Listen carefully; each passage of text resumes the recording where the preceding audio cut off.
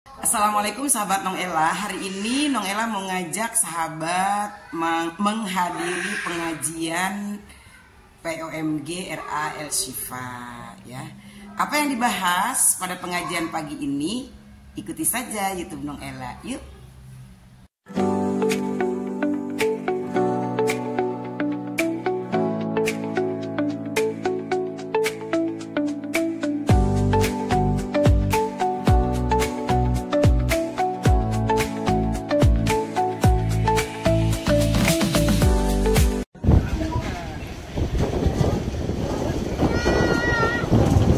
Kita mulai aja ya. Assalamualaikum warahmatullahi wabarakatuh. Alhamdulillahirabbil alamin. Wassalatu wassalamu ala sayyidina Muhammadin wa ala alihi washabihi ajmain. Amma ba'du. Yang kami hormati seluruh pengurus POMG RA El Shifa, para wali murid sekalian, jamaah yang dirahmati oleh Allah Subhanahu wa taala. Alhamdulillah, puji dan syukur kita panjatkan kehadirat Allah Subhanahu wa taala. Karena pada pagi hari ini kita memasuki pertemuan kedua ya dalam kegiatan belajar mengajar kita di RA El Shifa, dan ini merupakan kegiatan rutin dari POMG RA El Shifa. Semoga pertemuan kita, kebersamaan kita di pengajian ini insya Allah akan membawa kebaikan dan keberkahan untuk keberlangsungan pendidikan dan kehidupan anak-anak kita di kemudian hari. Salawat serta salam untuk baginda kita tercinta Rasulullah Muhammad SAW pada seluruh keluarga, sahabat dan pengikutnya sampai akhir zaman. Kita awali pertemuan kita dengan Quran surah Al-Fatihah. Kita sama-sama munajatkan kehadiran ilahi Rabbi Allah Subhanahu wa taala.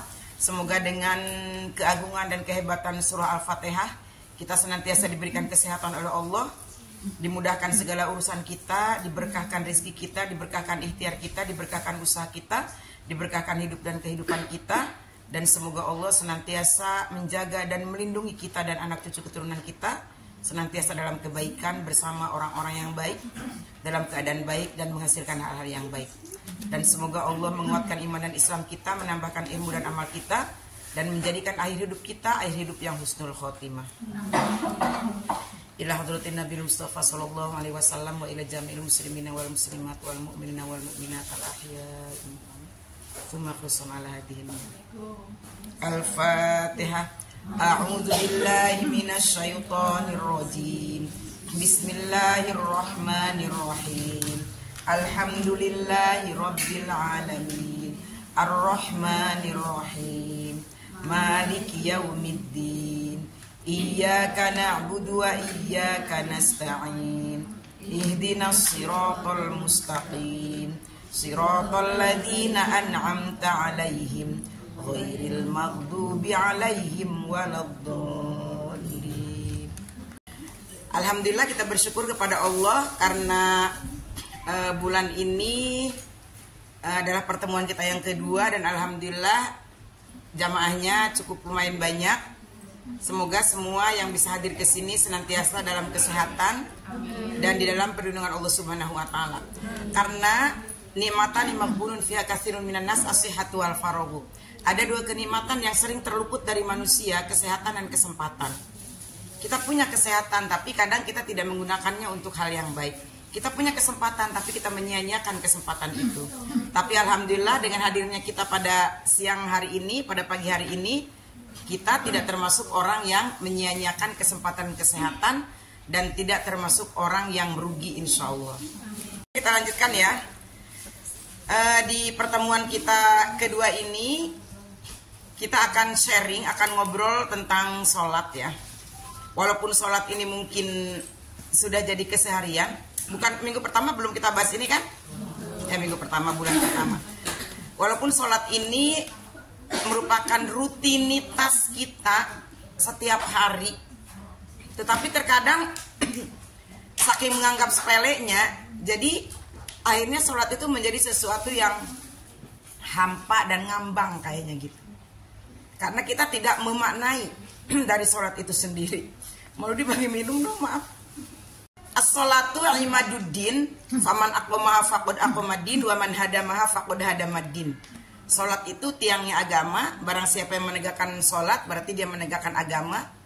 Barang siapa yang meninggalkan sholat berarti dia merobohkan agama. Kita bahas di awal karena ini merupakan tiang. Kalau tidak ada tiang, semuanya tidak bisa ditempelkan. Mau bikin rumah, gedung sehebat apapun, kalau tidak ada tiang, kalau tidak dibangun tiang duluan, genteng nggak bakal nempel, dinding nggak akan nempel, pintu nggak akan nempel. Begitupun kita, sebanyak apapun amal kita, sedekah kita, kalau tidak sholat, itu nggak ada buat nempel. Ya, misalnya kita nih rajin nih, sedekah berbagi, sedekah Jumat, sedekah subuh, sedekah macam-macam banyak. Atau kita rajin ke majlis taklim, atau kita rajin hablum minan nas, silaturahim dan lain sebagainya. Tapi kalau tidak sholat, tidak ada buat pengikatnya. Ya, tidak ada buat pengikatnya, tidak ada buat nempelnya. Ibaratnya kalau kalau orang zaman dulu belum ada pompa air jet pump, belum ada pompa pakai listrik, kan mandinya di sumur, di mata air. Mata air itu kan pakai pancuran dari bambu, ya. Nah, pancuran dari bambu itu kan airnya bening banget ya. Tapi karena di bawahnya tidak ada kolam, abrak-abrakan gak karuan nggak? Iya kan? Airnya tepugu karu gitu, airnya kemana-mana. Nah itu tuh orang kalau berbuat baik, banyak berbuat amal soleh tapi tidak sholat tuh kayak gitu perumpamaannya. Ya. Agak maju kasihan kejempet kecil.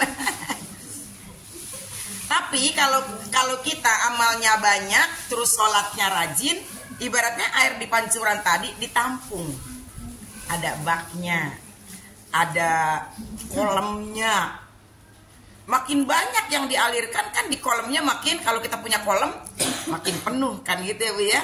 Tapi kalau nggak ada kolamnya itu akan sia-sia. Jadi supaya segala amal kita setiap hari berbakti pada suami, ngurus anak, ngurus rumah tangga, ya pokoknya banyak hal yang termasuk amal soleh.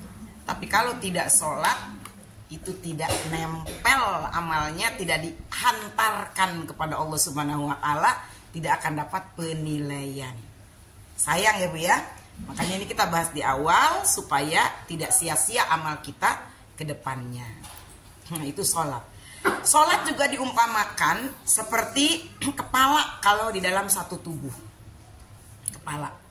Mungkin di yang lalu udah pernah saya ceritakan ini di PMG yang lalu mungkin gitu ya. Sholat ibarat kepala nih Bu, kepala nih. Kalau orang ada kepalanya, insya Allah orang itu hidup, ya kan? Tapi bodinya semok, putih, bagus, cincinnya penuh, gelangnya penuh, kalungnya penuh, tapi nggak ada kepalanya. Kira-kira kalau ibu-ibu malam tok tok tok tok tok assalamualaikum, pas dilihat kakinya ya sepatunya high heel bagus, ih keren banget orang. Pas dilihat ke atas, pas dilihat tangannya, jam tangannya mehong tuh.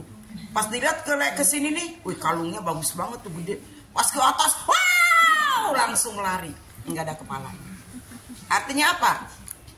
Menakutkan, mati, ya kan? Tidak berguna.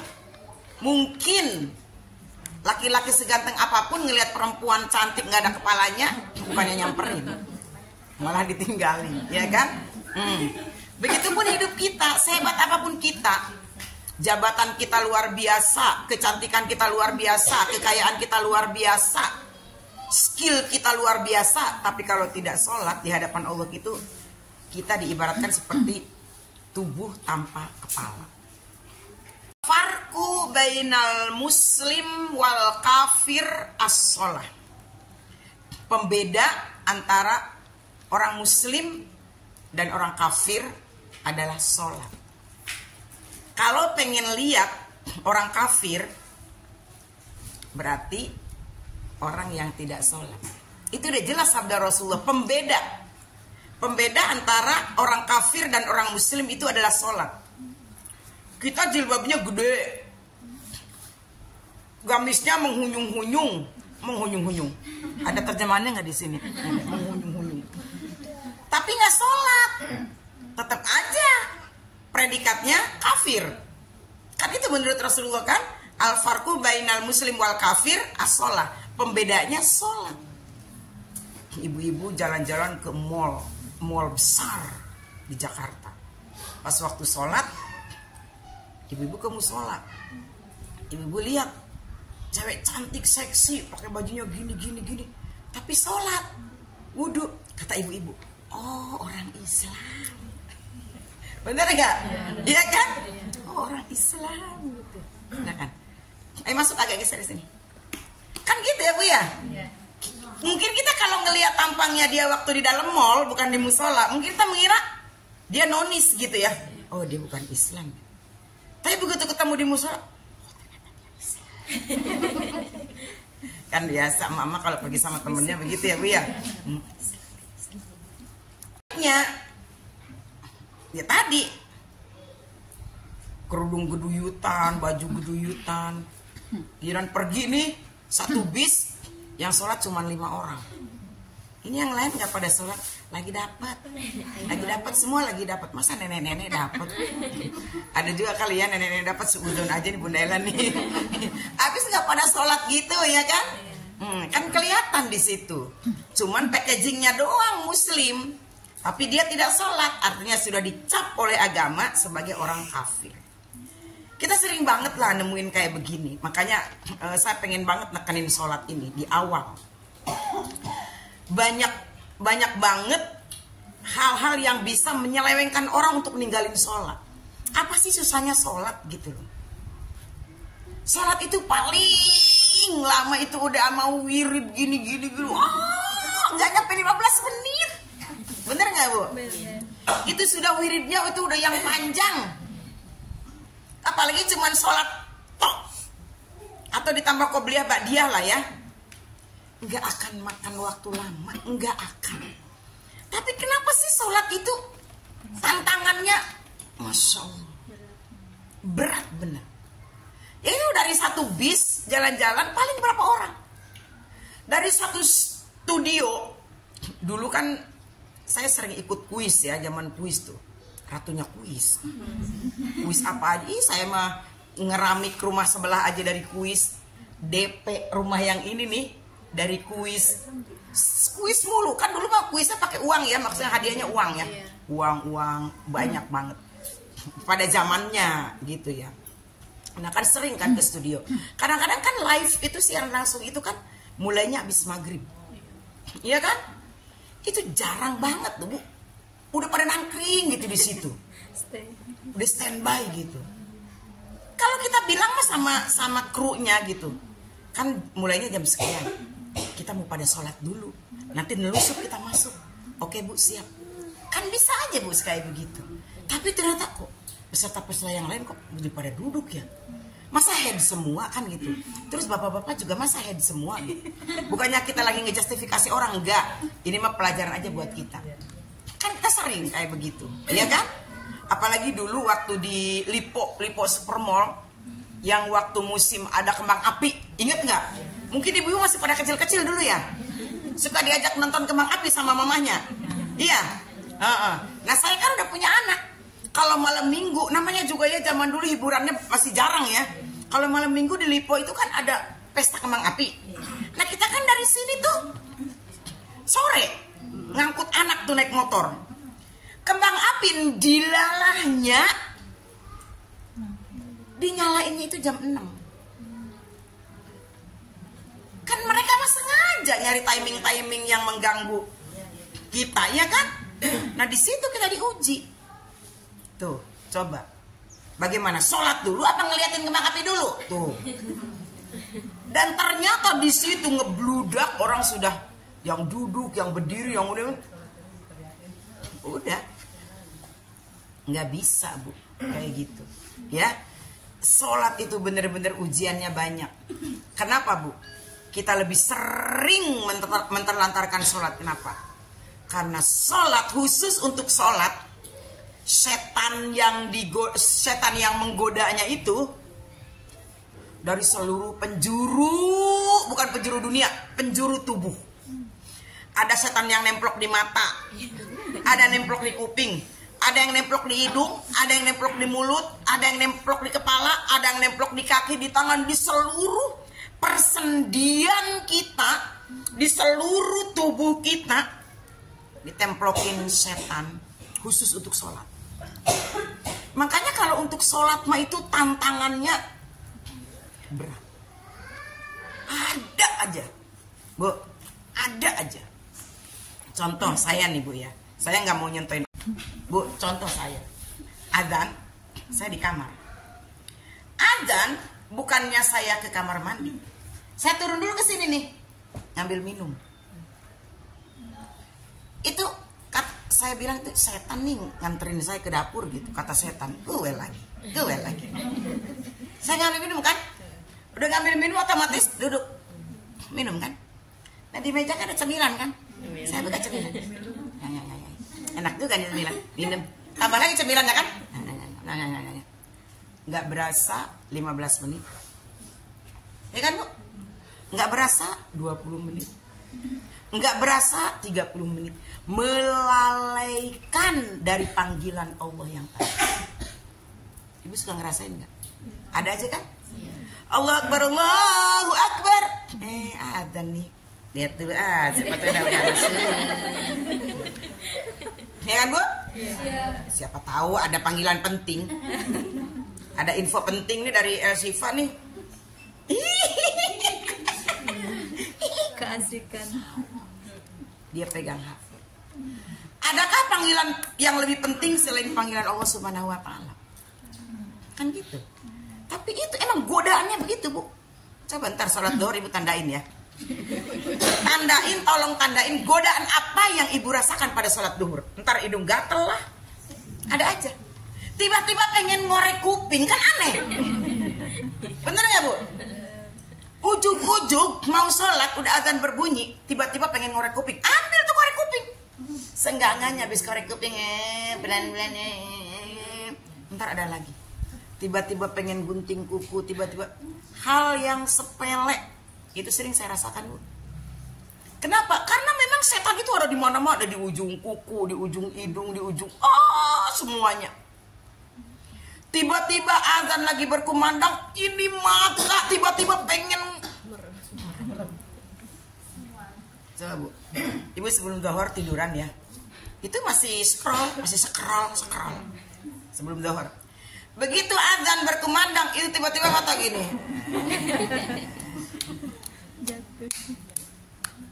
Kenapa saya sampaikan ini?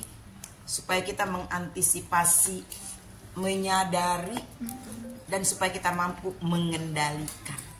Karena sholat itu amat penting. Seseorang dinilai dari sholatnya dulu.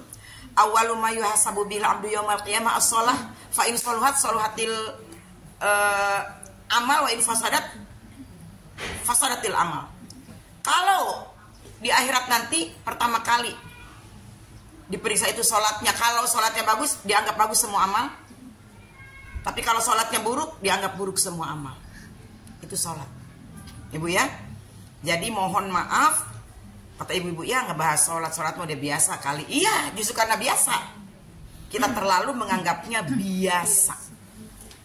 Ya, jadi insya Allah semoga dengan kita pertemuan hari ini kita makin mengetatkan sholat kita, ya Bu ya. Jangan sampai kita termasuk dalam kategori kafir. Karena al-farqu bainal muslim wal kafir as-shalah. Pembeda antara orang muslim dan orang kafir adalah sholat. Sholat sebentar. Dibandingkan dengan puasa, saya selalu membandingkan sholat dengan puasa. Kenapa? Ibu sampai meler-meler begini.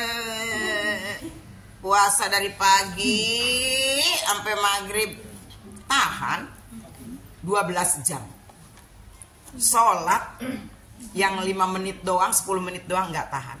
Padahal khususnya buat kita perempuan nih, sholat itu ajang merawat kecantikan. Di dalam sholat sebelum kita berwudu, sebelum kita sholat kita kan berwudu, ya. Ternyata wudu itu memang terapi kecantikan. Bayangkan, lihat, amati, rasakan anggota tubuh yang dibasuh oleh air pada jam-jam tertentu itu ternyata anggota-anggota tubuh yang sangat dibanggakan oleh perempuan. Bener nggak Bu? Muka terjaga kelembabannya, sekian jam sekali kita nggak usah pakai skincare.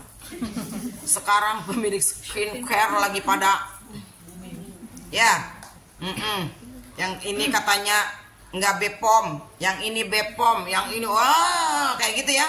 Kita mau udah jelas halalan thayyiban mubarokan dengan air yang suci menyucikan, biur, ya kan, segar.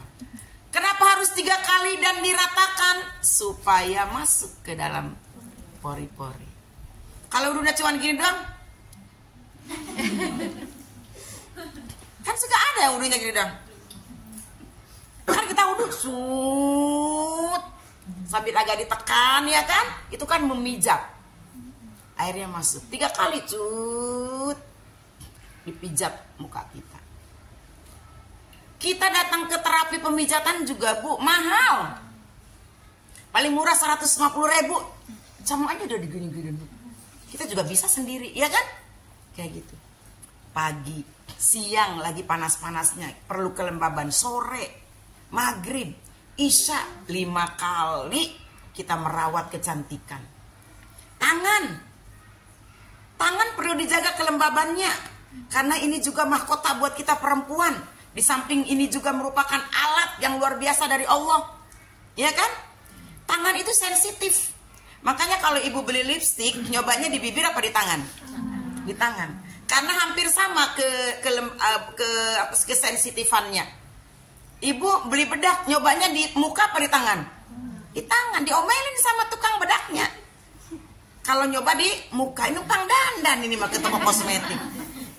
Pakai lipstik, pakai bedak, ya kan? Pakai ini mau kemana? Pesta, di rumah nggak ada kosmetik. Ke toko kosmetik dia numpang dandan.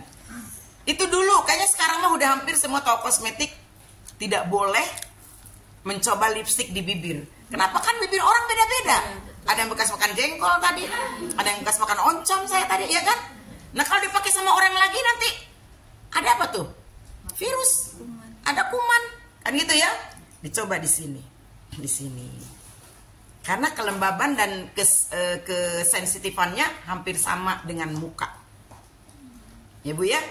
Nah kita disyariatkan oleh agama menjaga kelembaban tangan dengan membasuh tangan waktu wudhu, kan gitu ya.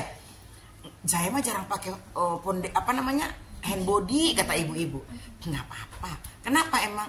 Ya hand body sekarang harganya mahal, kan ada yang 35.000 juga, yang 15.000 juga ada. Ya bukan begitu, biarlah saya mah pakai wudhu, rutin pakai wudhu, ya kan? Insya Allah kelembabannya jadi terjaga. Terus dan lain-lain anggota tubuh kita. Kan itu sehat buat kita ya Bu ya. Makanya Rasulullah mengatakan tuh ketika orang muslim rajin sholat, dia diibaratkan seperti tinggal di pinggir kali.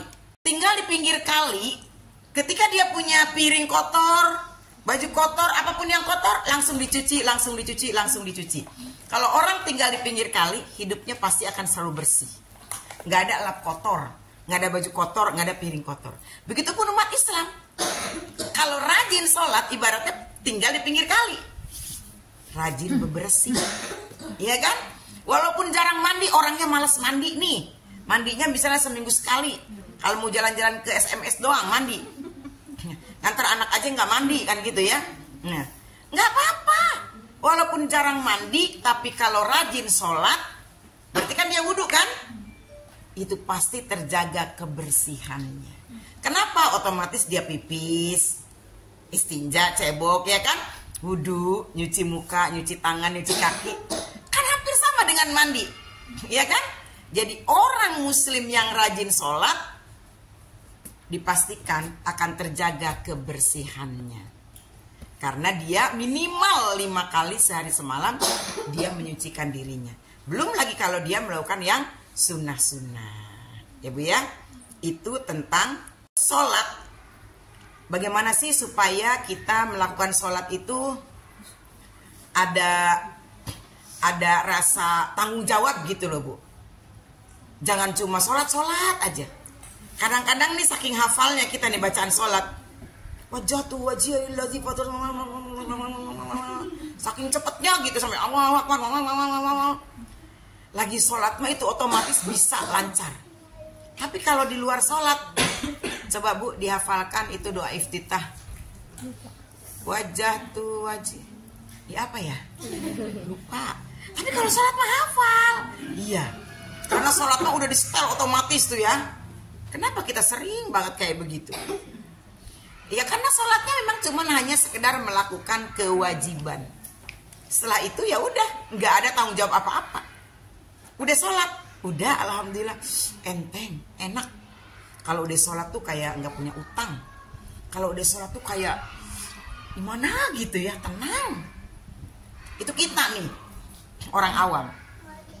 Sayyidina Ali kalau habis sholat gemeter. Bu, ada nggak di sini yang kalau habis sholat gemeter ketakutan gitu, merah mukanya? Ada nggak? Ada kali. Jadi kalau habis sholat itu lapar katanya. Lapar ya. Kalau habis sholat assalamualaikum, gemeter, mukanya merah. Sayyidina Ali ditanya sama Rasulullah, hei Ali, kenapa habis sholat kok kamu gemeter begitu mukanya merah? Iya Rasulullah, aku takut sholatku nggak diterima sama Allah. Aku takut sholatku nggak khusyuk. Aku takut bacaanku nggak bagus. Aku takut. Banyak ketakutan yang dirasakan oleh Sayyidina Ali setelah sholat. Tuh Bu, berarti sholatnya benar. Kalau kita kan 2 rakaat apa 3 ya, 2 rakaat apa 3 ya. Setelah itu pun assalamualaikum langsung pegang HP lagi. Bodoh amat. Mau salah mau benar tuh sholat, mau yang penting kalau udah sholat enak. Iya benar. Kita jauh banget Bu, jauh banget ya. Ya Allah. Jauh banget Bu, sangat jauh. Bu, ya. Udah khusyuk belum sholatnya? Aduh. Jujur ini Bunda. Jujur, saya juga nggak bisa. Saya sudah menyampaikan trik sholat khusyuk. Banyak banget trik sholat khusyuk. Semua diamalkan, semua dipakai, tapi nggak bisa khusyuk. Nggak bisa. Jangankan kita Bu, Abu Bakar ditanya sama Rasulullah, hei Abu Bakar, kamu kalau sholat bisa khusyuk nggak? Bisa ya Rasulullah. Bisa. Beneran kata Rasulullah. Iya. Coba aku tantang ya. Kamu kalau bisa sholat khusyuk sampai akhir, aku akan kasih selendang yang terbuat dari tenunan apa gitu ya, namanya lupa saya. Pokoknya selendang bagus lah. Ya udah. Akhirnya Abu Bakar mau tuh sholat. Pas sholat pertama khusyuk, rakaat kedua khusyuk. Begitu masuk rakaat ketiga, dalam otak dia nih, dalam otak Abu Bakar, kenapa ya Rasulullah ngasih selendang merek Anu? Kenapa ya bukan merek Anu? Padahal kan aku pengennya yang Anu. Nah, setingkat Abu Bakar aja masih mikir ke situ, ya kan? Rakaat kedua lulus, rakaat ketiga mulai itu. Ditanya selesainya oleh Rasulullah, gimana? Aduh ya Rasul, susah. Terus apa yang kamu pikirkan tadi? Iya, tadi kan engkau mau memberikan aku selendang merek Anu. Tapi aku berpikir itu di rakaat ketiga, kenapa ya Rasulullah engkau tidak memberikan aku hadiah selendang merek Anu? Nah kan, sekelas Abu Bakar loh. Apalagi kita belum, jangankan masuk rakaat kedua baru Allahu Akbar. Ya Allah, tadi tahu isi pakai sambal kacang. Nyesel banget saya nggak makan tadi ya Allah, kebayang-bayang. Biar ntar habis sholat sama bikin sambal kacang, bikin tahu isi.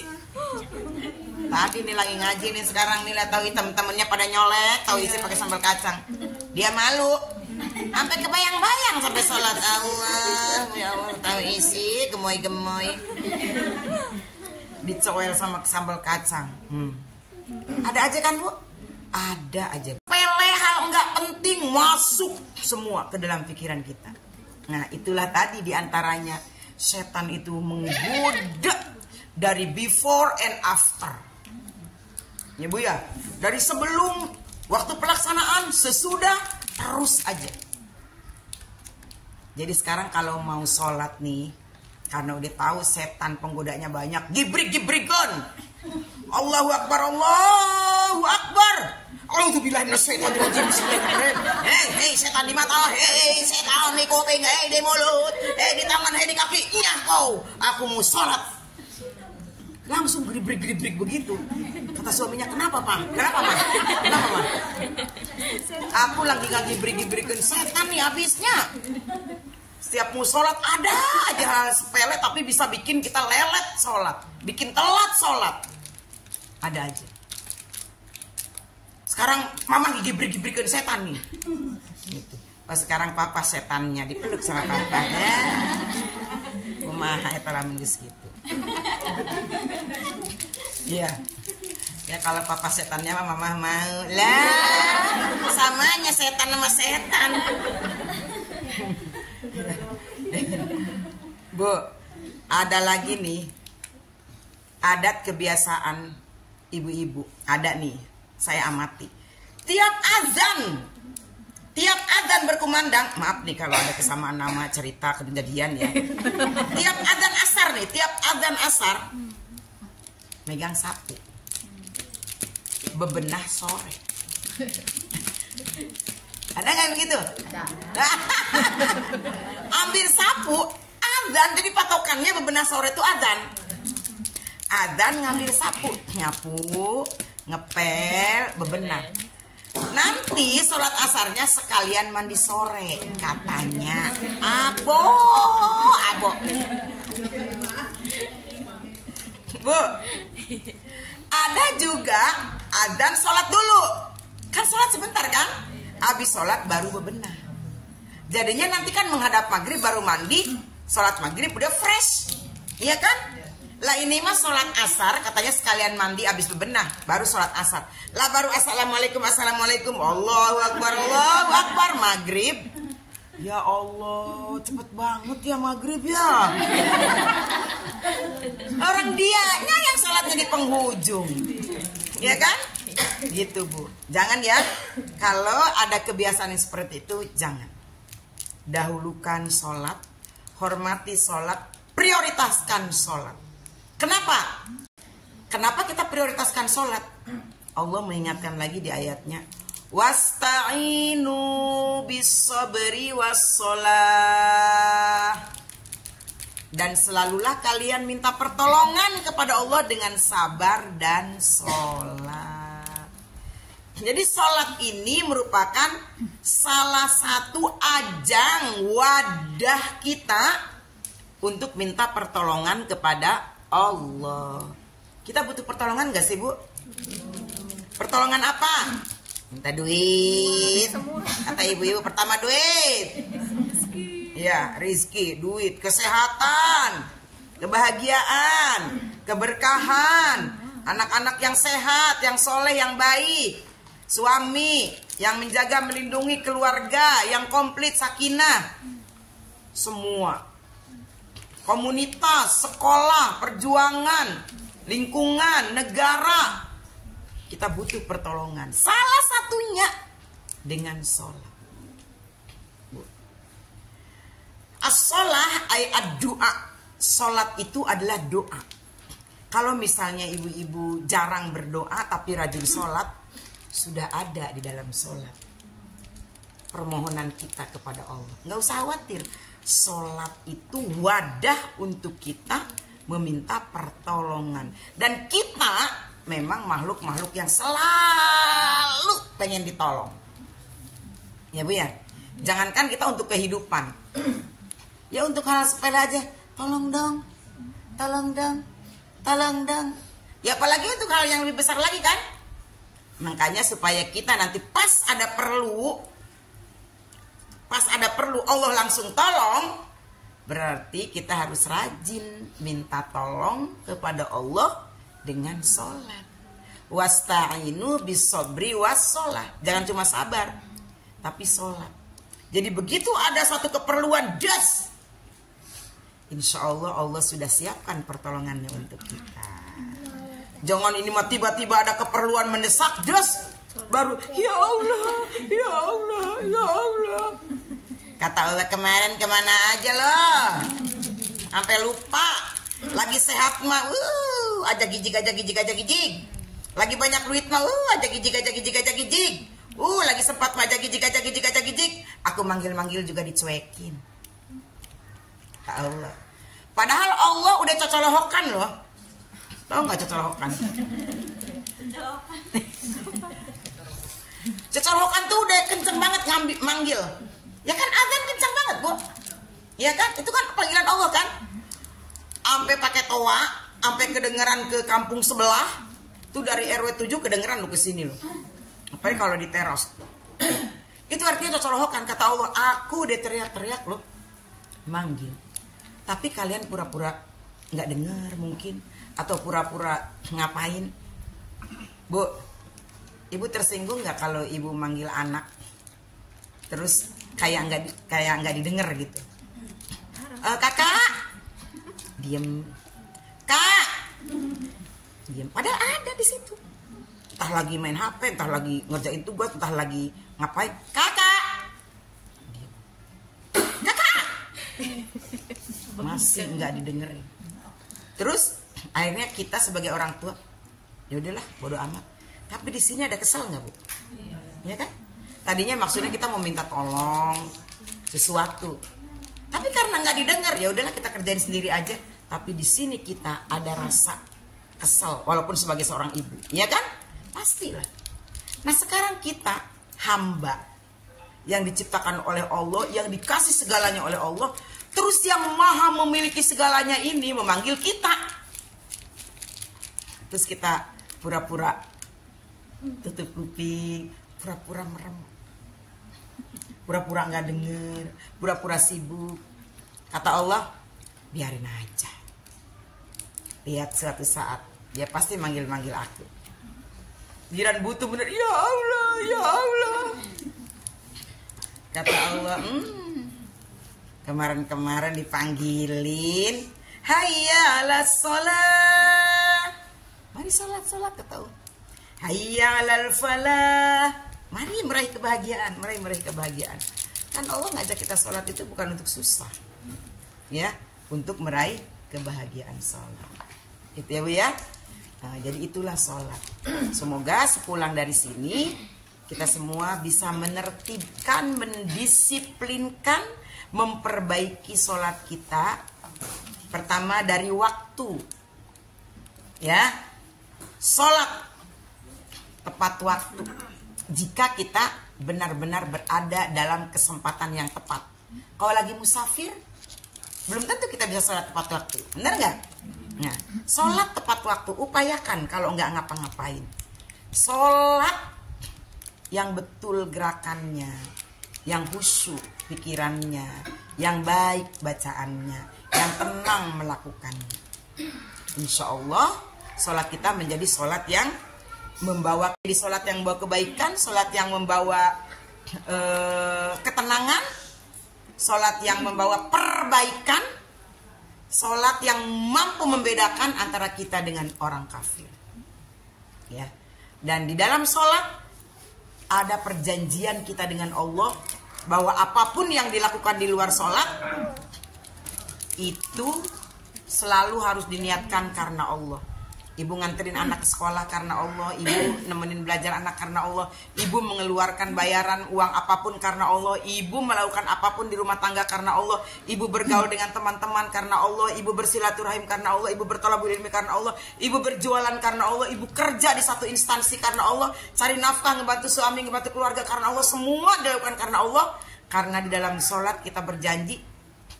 Udah hafalkan janjinya? Gimana? Qul inna sholati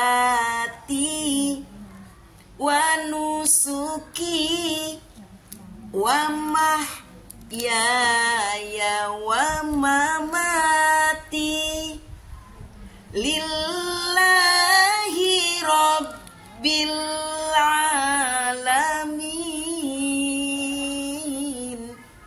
Gitu kan? La syarika lahu wa bidzalika umirtu wa ana awwalul muslimin.